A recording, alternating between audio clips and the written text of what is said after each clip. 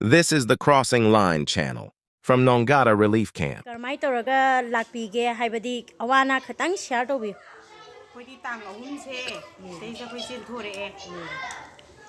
ado adagi chen thora puduna yoro bunda mu lai re aduga nupa ga di dum changi thunda nga I tundang da yang pi ana pada leiraga I din di nupa sing doina mu lai adu akoi chen thora ko matam dai koi gi isana se ri phiron na tana to pa yauna ti thawai na chelak panina ado akoi si pot chei dak thokada bu su akoi wari ko matana re akoi khunjena pot hek lok thok mi da phaile su su pot amda ching thok ya roi haidana adumai tawduna leiraga khangowdana tang kainugi tang kya no kunipan sida mai thabada Kunipan mai thaba ise tang kya oidoino me oidora thaje me oidora mai thagre adu mai thare thariba akoi lekai do ai yum du yengjage haiba bo khoi jengba phangde akoi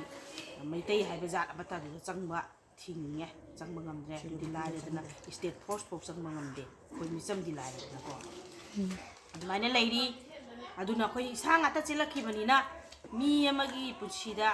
changiba potlamse phirondu oiro tumnaba gi tumbagi oiro chabagi oiro aduki mati amuku mata yami awatpagi awatpa ngatani yumdu hulto amaga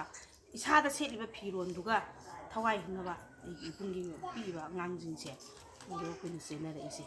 adu hoi hujiti khangna chanaba sinjina phiron pharon khara pire adu setli sari adigi kana gomba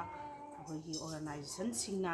akoigi sibu nungsibiba singna akoigi blanket ke adigi red cross na su adigi Caritas India haina adunasu akoigi phiron koli kari kari imung amada changba macha khara haiba tare ko adamaina pire adamaina leiri do ngang macha macha singi koi amra da harga ingaga su blanket macha macha compulsory illa khang su ya du angang macha macha singi phiron di yanna wa le hai tare hoi khoi su wa li adu tar su khoi di mu blanket compulsory illa su ya itana adu pi ba ngang su si di compulsory illa di in ba su ya angang ya dina awat pa ngatani kari haina bu hai ga bu khangde Hoi watpa budi loina wali do lakchariba site gi ju angama mateng pangba ngamna ba hona jage